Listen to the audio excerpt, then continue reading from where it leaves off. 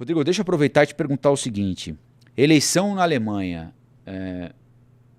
O que é que vai acontecer, se é que vai ser assim, para que a direita, tido como direita democrática, ou tida como direita democrática, uma direita que joga as regras do jogo, para que ela consiga formar uma coalizão que deixe de lado ou que não inclua o que nós por aqui, e eles por lá também, chamamos de extrema-direita, que teve um crescimento incrível na eleição deste fim de semana por lá, Rodrigo?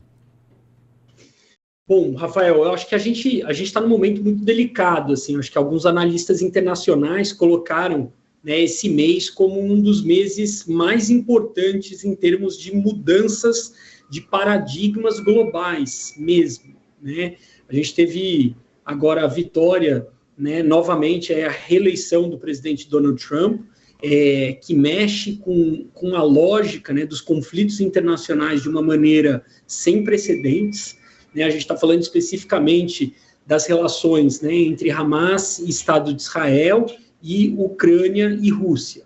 Então, o presidente Donald Trump vem com mudanças, né, ele vem com uma quebra de normas no que existe no sistema internacional de uma maneira muito contundente, talvez até mais forte do que realmente no seu primeiro mandato.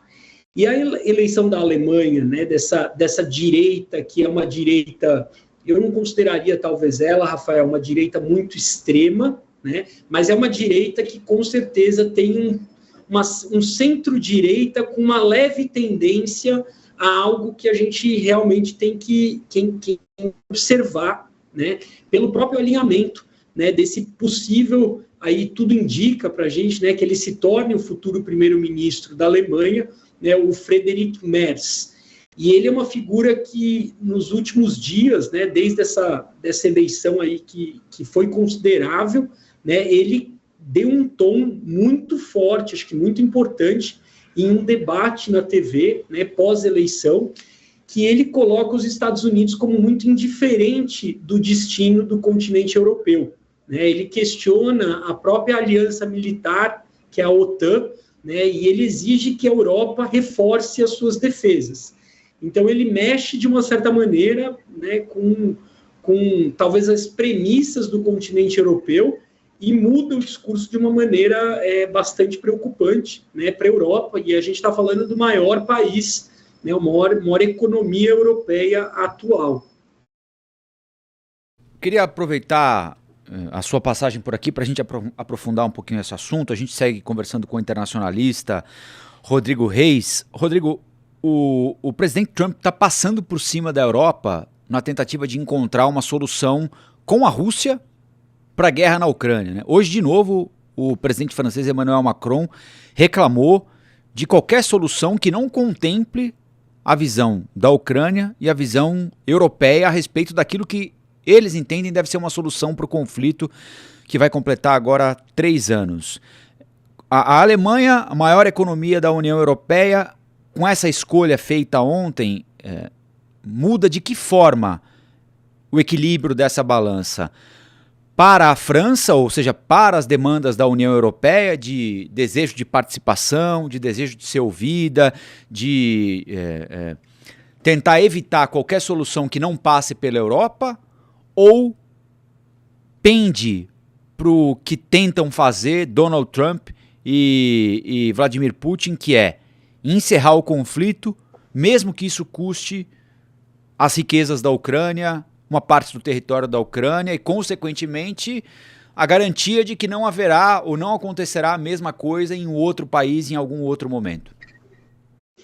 É uma pergunta muito boa, Rafael. É uma tentativa de equilibrar, né, diferentes visões de mundo, diferentes posicionamentos geopolíticos e, mais uma vez, como eu mencionei, um momento muito delicado, né, no sistema internacional. Então, eu acho que essa declaração, voltando um pouquinho para a questão da Alemanha, né? A Alemanha ela formou um governo que tudo nos indica que o primeiro-ministro Friedrich Merz ele vai assumir. Ele vem com uma retórica, né, que de certa maneira se alinha com o presidente Trump. Então, de certa maneira, flexibilizando as condições para que a gente possa ter uma rápida conclusão do conflito, né, que entre Rússia e Ucrânia já passa de anos. Né? Então, eles têm um olhar talvez um pouco mais fresco sobre o assunto, mas é um olhar bastante, como eu mencionei anteriormente, um olhar que preocupa, porque basicamente tanto Trump quanto, né, o futuro primeiro-ministro, eles fazem, né, de certa maneira, eles colocam as relações transatlânticas, eles propõem uma mudança de paradigma que vem desde os anos 80, com o fim da Guerra Fria. Tá? E aí o que eles colocam é realmente uma ideia de ter término imediato, né, desse conflito. Donald Trump com as falas, muitos, né, a gente caracteriza como bravatas, muitas vezes, né, que ele solta, né, como a anexação da Groenlândia, a anexação do Panamá, ele propôs, né, criar hotéis, resorts na faixa de Gaza.